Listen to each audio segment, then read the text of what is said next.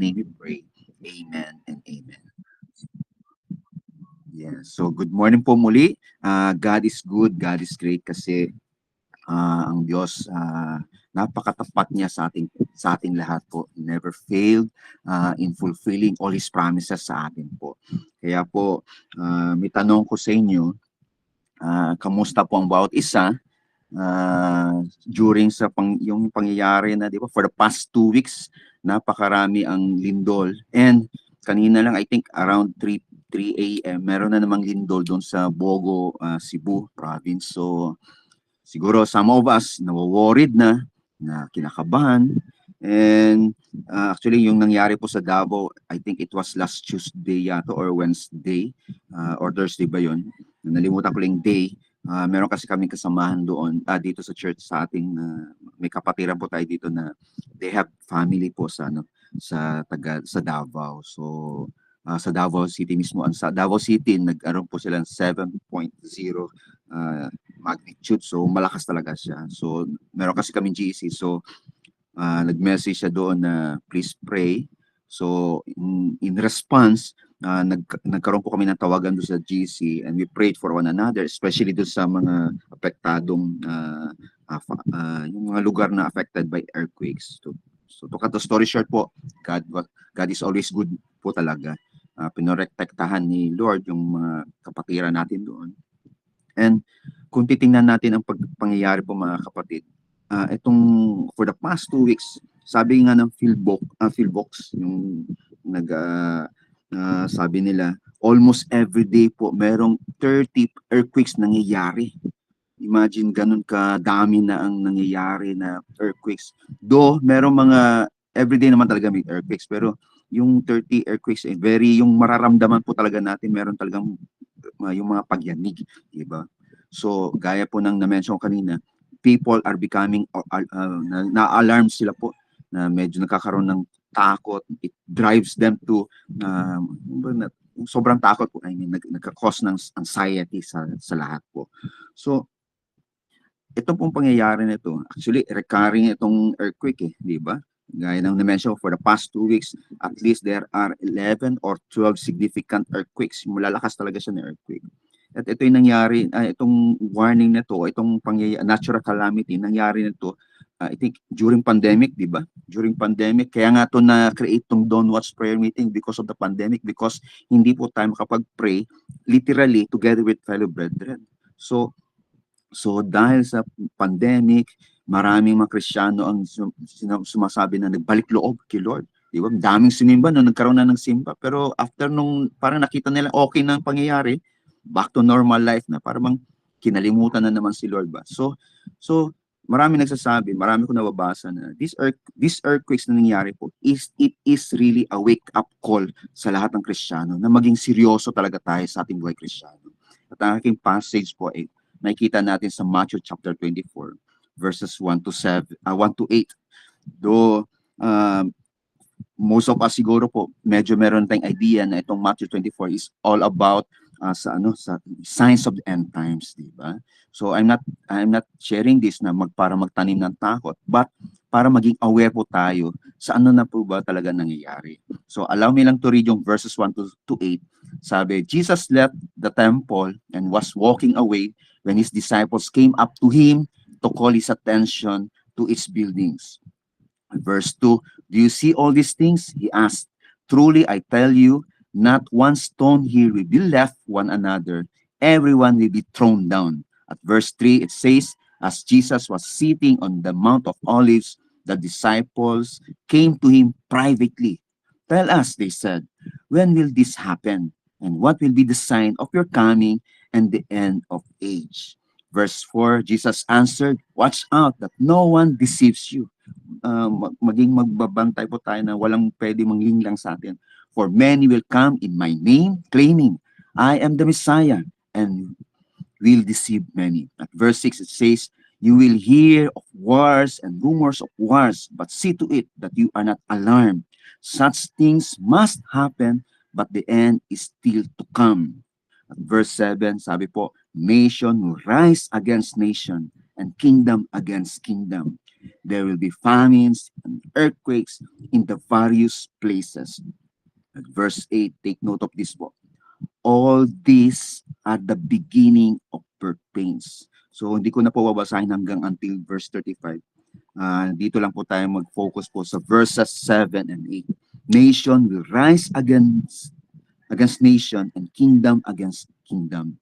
There will be famines and earthquakes in which nangyayari na po talaga sa atin ngayon, di ba? At sabi ng verse 8, sabi ni Jesus Christ, ito lang ang pag-uumpisa sa yung sa birth pains, di ba? Yung mga nanganak po, alam nila ano yung ibig sabihin ng yung pagpapanganak kasi hindi siya biro. Talagang halos magsigawan doon sa hospital, di ba? When they're about to deliver o mag-labor na po. Pero once na ang bata ma-deliver o maipalabas, yung kanilang pain ay napapalitan ng kasiyahan o kalipay or joy from their hearts. So at this time po mga kapatid, focus lang po tayo sa nangyayari at this time. Earthquake. Ano ba Tagalog ng earthquake? Ang earthquake is lindol. So I have meron po tayong makukuhang lessons from lindol. Lindol is spelled as Lindol, na which ito po ay pwede natin gamitin sa ating spiritual life and practical application sa ating buhay Kristiyano po. So the first letter is L, na learn to trust God. So sa nangyayari po sa palibot natin, in our surroundings, especially in our country, ang country natin is a divided nation po at this time po. Kung titingnan natin, may grupo ng sa presidente, may grupo sa vice president, may grupo sa third force, in which it divides our country. And it is so sad to hear and sad to note na ang kanilang maaari ko masabi po political interest ang palagi nangunguna or personal interest than the public or the general welfare po ng mga Pilipino. Imagine po, grabing scandal nangyari sa gobyerno at sa government. Pero sino po nang kagsasuffer? Di ba tayo? Wala tayong magagawa, kundi we have to, yung iba nga nag-i-air ng kanilang disappointments, frustrations sa social media, and some leaders are encouraging, nag-encourage sa mga public na magkaroon ng mag-conduct ng rally o mga etc. po. So dahil sa nangyayari sa ating palibot po mga kapatid, sinasabi po yung isa sa lesson na pwede natin matutunan from these events o mga pangit na pangyayari, na we must learn to trust God. Diba? Favorite natin itong verse ng Proverbs chapter 3 verses 5 to 6. Trust in the Lord. Sabi, trust in the Lord with all of our hearts. Pag sinabing with all of our hearts, it also includes our whole being. Hindi pwede yung ating pananalita lang ang nagsasabi na we trust God. But ang ating pag-iisip, ang ating kilos ay salungat o it contradicts sa ating mga sinasabi po. So bilang isang Kristiyano mga kapatid, kahit po may ganyan nangyayari sa palibot natin, we must always trust in the Lord. We must never rely in our own. Kasi ang ating kakayanan, meron po siyang limitation. Di ba? But if we fully trust God, despite sa ano po nangyayari sa atin, maaring nauubusan tayo ng mga resources, nauubusan tayo ng mga limited ang ating resources. But God said, trust in Him. Diba? Hindi niya tayo papabayaan. Walang anak ng Diyos na hindi niya papabayaan. In which a testament na hindi tayo pinapabayaan. Kahit wala na tayo pa ay buhay pa rin po. And we are still breathing at this time. Diba po? So yun yung isa sa mga lesson na matutunan natin na we must learn to trust God at all times at in any given circumstances. Maaaring sabihin yun, some of us, o yung iba natin kakilala, maaaring sabihin sa atin, napakadali lang ninyo sabihin yung trust in the Lord kasi wala kayo sa sitwasyon. Yes, totoo po yun. Pero the truth is, kung palagi nating i-entrust, ibibigay, i-surrender ang lahat sa Panginoon, i-erase niya kung ano yung mga possibility of fear na pwedeng pumasok sa puso at isipan natin. And in addressing fear o yung kung haharapin natin ang katakot o fear, dalawa lang ating option. It's either harapin natin o tumalikod tayo. Kung haharapin natin siya, by God's grace, God will give us the solution. Pero kung tatalikod tayo, kahit anong takbo natin, anong papalayo natin sa takot, it will always be there hanggat hindi natin siya i-address. Diba? Kaya if we are worried sa ating mga sa nangyayari sa ating palibot, we must learn to trust God that He will mediate, intervene sa ating gobyerno po at sa mga nangyayari sa palibot natin. And most especially sa ating buhay Kristiyano, na we must trust God na kaya nating harapin ang anumang mga obstacles or challenges in life, di ba? Kasi sabi ni Lord, if God is with us, who can be against us? Di ba? Kaya we must remain believing in the Lord. Huwag po tayong bubiya o tatalikod sa sa ating faith. Amen? So yun yung unang lesson that we can learn is learn to trust God. Ang pangalawa po, letter I, inspect your faith. Sa Tagalog pa, ewan ko kung tama po ng Tagalog ko, siya sa atin ang ating panampalataya po. So why we have to inspect our faith? Guys, sa nangyayari po ngayon sa palibot po, hindi na natin maintindihan. Ang inflation natin, tumataas, kaliwat kanan na pangit na pangyayari sa community, as I mentioned, sa gobyerno, yung scandal ng corruption, di ba? Grabe po. Very corrupt ng ating gobyerno po. But in spite of that, dapat hindi po tayo we have to check our faith din na tayo ba ay nadadala na tayo sa sitwasyon in which malaki pong possibility na pwede tayo madala. But speaking out, dapat hindi po tayo magkakasala, di ba? Kung titingnan natin ang social media, very toxic na po. Napaka-toxic na nangyayari sa social media. Marami ng, actually, ang mga Amerikano po, they are already, sa tawag nito, nagbo-bolt out na sila sa social media kasi it causes them na, stress, anxiety. Kasi kung titingnan natin ang social media, parang window natin siya sa ano nangyayari sa mundo.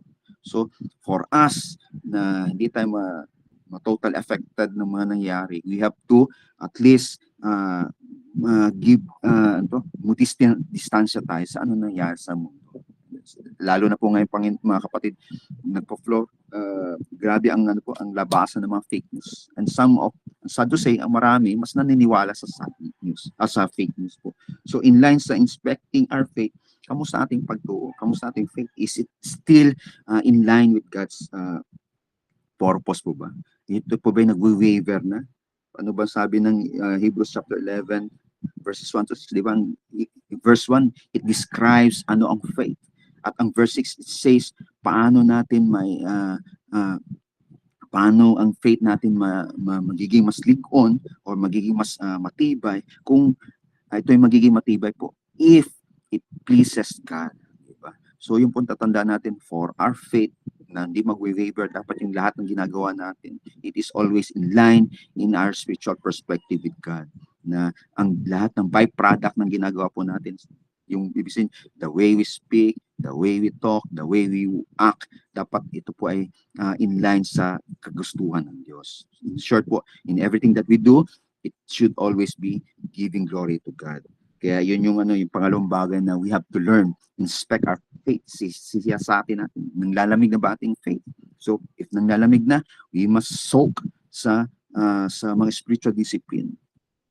For countless times, so palagi nasasabi ng ating mga nagtuturo sa ating mga kapatiran dito sa Don't Watch, we must always take time or give priority sa ating spiritual discipline. And isa sa manifestation that we are doing yung spiritual discipline by God's grace ay yung pag-a-attend po natin ng Don't Watch. Diba? Do ang usapan ay 5 a.m., minsan nakakapasok na tayo ng 6 a.m., 5:30, or minsan patapos na. Pero hindi naman po tayo tawag nito, hindi naman tayo nagpaparinig. Pero when it is called, tinawag tayo, if we want to dedicate this time for prayer, bukol din ako dito kasi minsan late na po ako nakakapasok din po.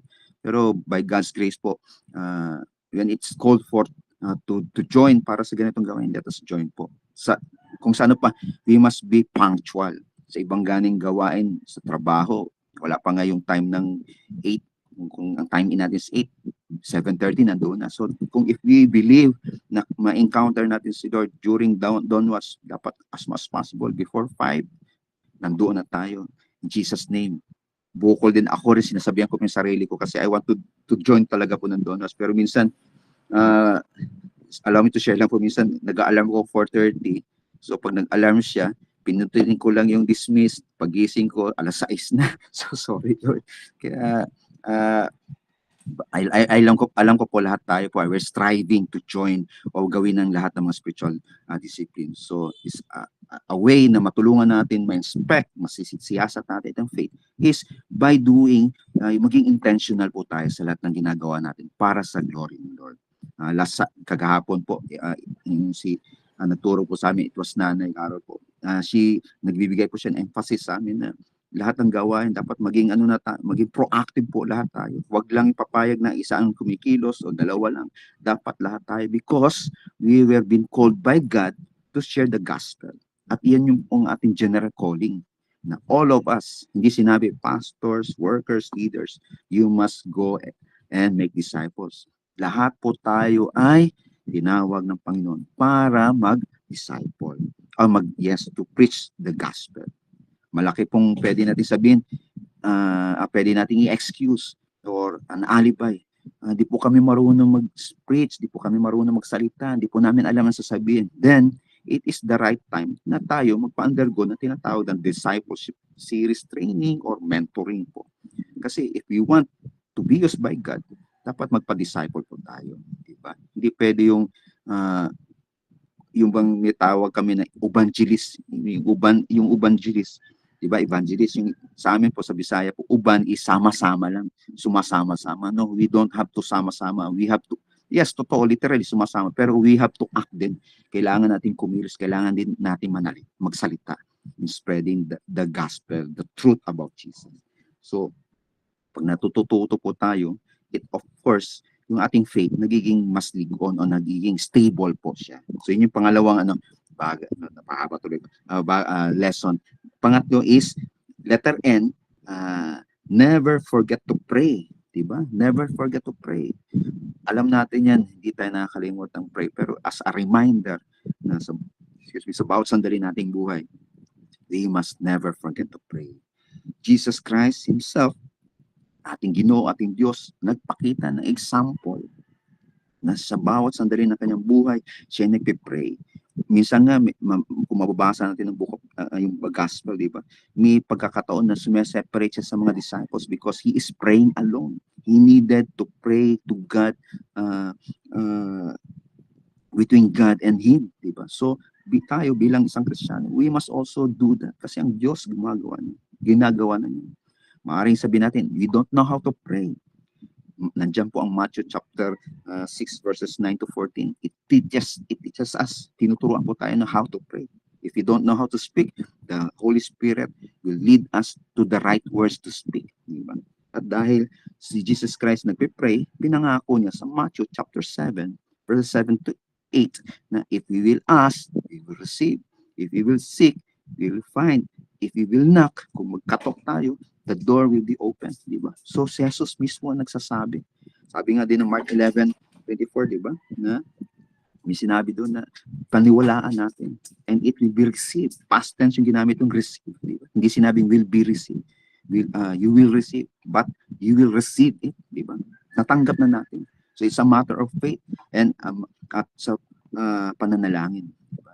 At tatandaan po natin, prayer is our only means or way of communicating to God. Meron po nagsabi na gusto ko marinig ang salita ng Diyos. May nagsabi, basahin mo ang Biblia. In which totoo. Diba? We pray, we utter our prayer, then si Lord nagsasalita sa atin through His Word. Sabi ng gusto ko marinig ang literal na boses ni Lord. So, the best thing is, read the Word of God loudly. Basahin natin siya na malakas para marinig natin ang salita ng Diyos. Diba? So,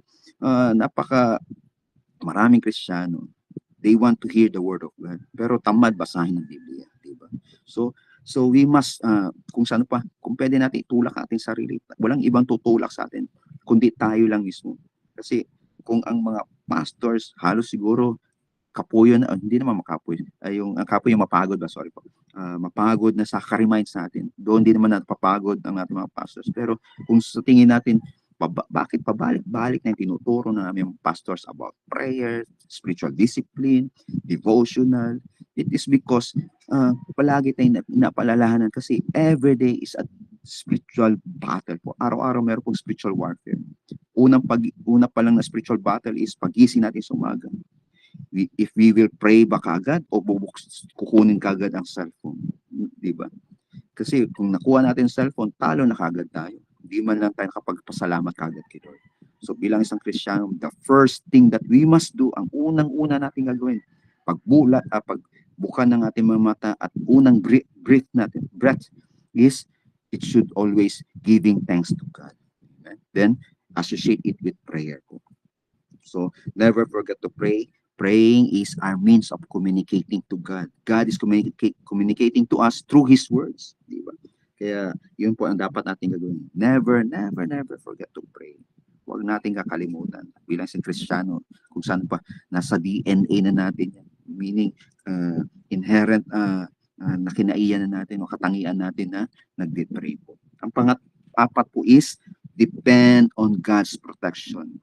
So, dahil sa nangyayari sa palibot natin, countless of moments na maraming lindol, paghihirap, kahirapan sa community, sa society, we must always seek God's protection. Every night, ito lang naman, ina-advise ko lang namin sa mga kasama namin sa church na we must always read Psalms 91. There are 16 verses. Diba? Psalms 91, a psalm of prayer about protection. And God is always fulfilling His words. Ginagawa niya, hindi ko lang maano yung Tagalog ng tuman or fulfill. Ginagawa niya na tayo protectionan po. Diba? In verses 1 to 2 ng Psalms 91, it talks about bakit tayo sa Kanya magpapaprotect. And verses 3 to 13, it's yung mga possibilities na pwede mangyari sa isang tao.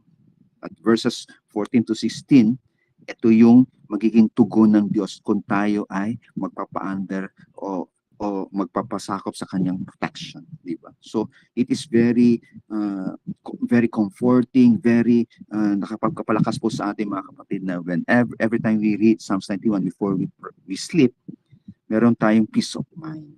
Sabi nga ng motto ng isang bangko, para kang nakasandal sa pader. And God is our a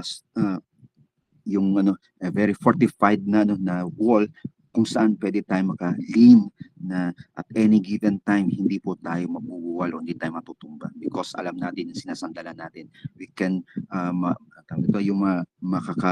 meron po tayong assurance na hindi po tayo, just like na mention, hindi tayo madatapa o matutumba. Amen? So, ang panglima, from yung L is learn to trust God, I is inspect your faith, and never forget to pray, D, depend on God's protection. And letter O is obey God's words. So, kung pwede nyo i-chat, obey God's words. Let us respond na we must obey God's words. Sabi po ng John chapter 14 verse 15, if you love me, keep my commandments. Kung totoong mahal natin ang Diyos, susundin natin, i-keep, we must give value. Diba? Bibigyan natin ng halaga ang salita ng Diyos. Ang isa po sa mga problema ng mga Kristiyanong nowadays, dahil ang Biblia ay nandyan na, palagi na yun, parang kung saan pa, 1,000 times ko na nabasa yan, yung John 3:16, parang 1 million times ko na nabasa yan, para bang dumadating, nagkakaroon na ng walang value o di na siya nagiging effective sa atin o yes, walang value na sa atin kasi paulit-ulit na natin nababasa. But the problem is we must always think na every time we must always think and believe na every time we read the Word of God, it increases our faith po. Huwag po tayong papayag na alam ko na yan, yung ba tinatawag ng spirit of familiarity. Para bang hindi pa nga nagsasalita yung pastor o yung spiritual leaders natin. Pag sinabi itong verse, meron na kaagad tayong inherent na thought o meron na kaagad tayong iniisip na, ito yung meaning niya, ito yung meaning niya. Tandaan natin, God deals with us in a different way, in a different purpose. Pero isa lang ang kanyang ang patutunguhan niyan na sa lahat ng ginagawa natin, tayo ay magkakasama and our faith ay nagiging mas stable po, di ba? And God is revealing fresh revelation day by day, di ba? Especially sa ating mga spiritual leaders, di ba? Every time ang ating mga spiritual leaders sa salita, we hear new mga bagong revelation, di ba? So that our faith will be gaya ng mention po, maging stable siya at all times. Kasi tandaan natin, ang demonyo po, he is too serious na sirain nating spiritual life. Kasi ayaw niya tayo ay masama sa pinangako ng Diyos doon sa paradise o yung eternal life. Doon sa lugar na kung saan there will be no more tears, no more pain, no more sufferings. It is all about giving glory to God. Kaya ayaw ng demonyo na tayo ay nagiging proactive o aktibo sa ating spiritual life. Amen? Gusto niya merong kadamay. Papayag mo ba tayo na tayo madamay? Diba? Hindi. Diba? By God's grace, assured yung ating salvation. So, the second thing is, yung ating mga mahal sa buhay, kamusta po sila? Ating ba silang nire-reach out? Diba? Na, yung ni-reach out ba natin yung mga kakilala natin? So, mga kapatid, in as much, most of us siguro, very active sa social media. We must, share the gospel. Lalo na sa pangyayaring yun, di ba?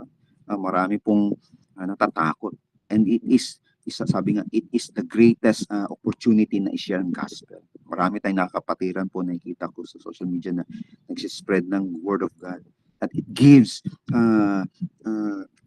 comfort, assurance. And it amplifies their faith na mas maging maging totoo sa kanilang buhay Kristiyano po. So let us be used by God na maging taga-spread ng good news, di ba?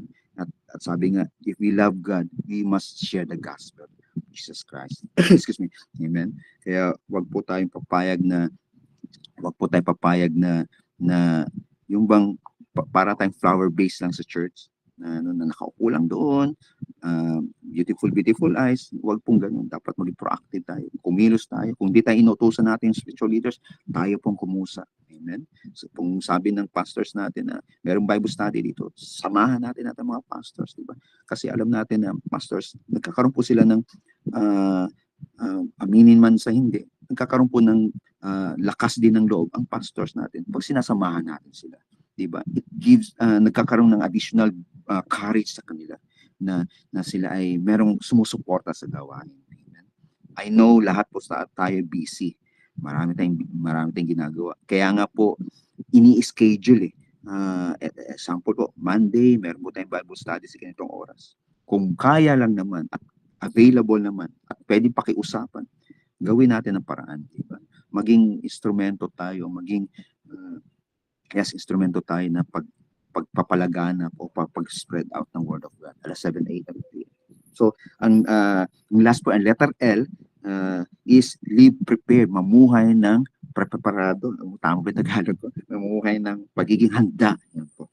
So, why we have to live a prepared life? Ang mundo po ngayon, kung titingnan natin sa mga nagbabasa po sa takbo ng mundo, sabi nga nila marapit na talaga dumating si Lord kasi yung mga signs are too evident na, klarong-klaro na malapit, napakalapit na dumating ang Panginoon.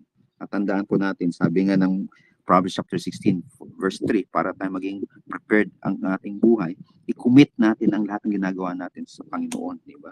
And He will make us, He will establish our plans. So pag sinasabing commit, we have to surrender to the perfect will of God.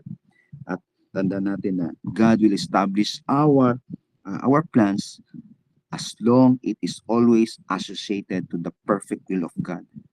At ba yung perfect will ni Lord? Na in everything we do, sa lahat ng ginagawa po natin, ito po ba ay nagbibigay ng kaluwalhatian sa Kanya? Diba? So we must prepare mamuhay ng prepared kasi nobody knows when the right time comes, di ba?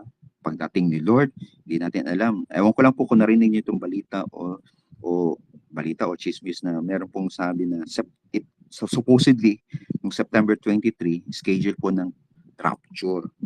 So ginawa ng 24, so September 23, 24 rapture na. So anong araw na ba ngayon? October 13 na. Ilang araw na naglabay o lumipas na po, walang nangyaring rapture.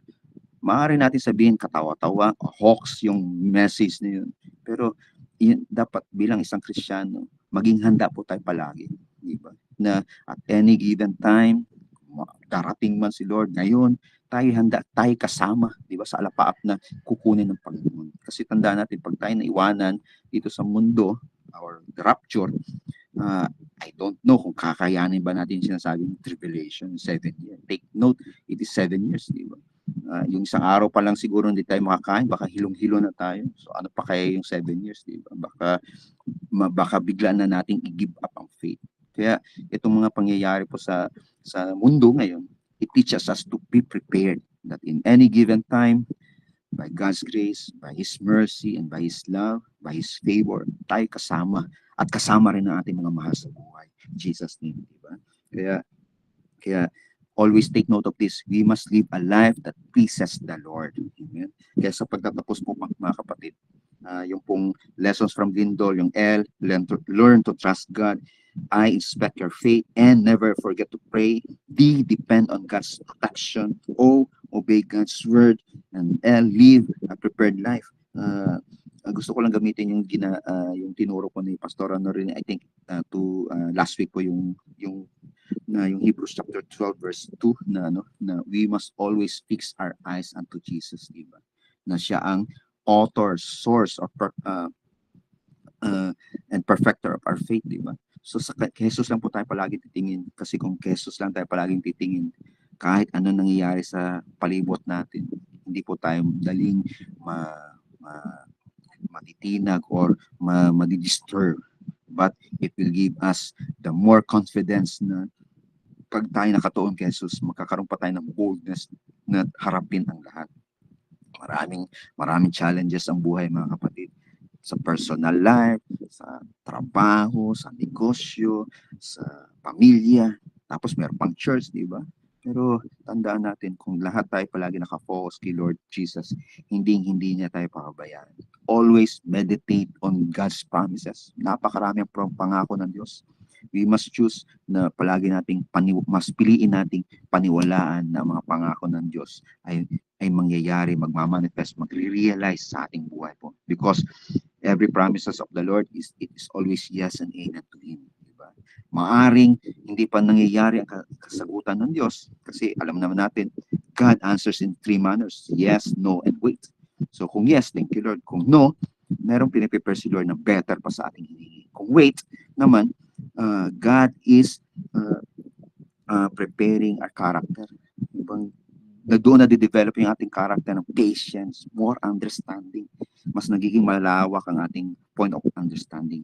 Because nag-aantay po tayo. At when we wait, mas magandang blessings po ang parating. Kaya sabi ng verse 35 po ng Matthew chapter 24, sabi, heaven and earth will pass away, but my words will never pass away. So it will come into completion. Lahat ng mga nangyayari sa mundo magugunaw na mawawala. Pero ang pangako ng Diyos na tayo ililigtas, yun po ay mangyayari at mangyayari. And thank you Lord, by God's grace, lahat po tayo isasagipin ng Panginoon at bibigyan tayo ng kalakasan kahit ano na po pangit na nangyari sa palibot. And let us pray. Ginoo, Lord, thank you Lord for this great day na inyong binigay sa amin. Thank you Lord for the lessons that we have learned from Lindol.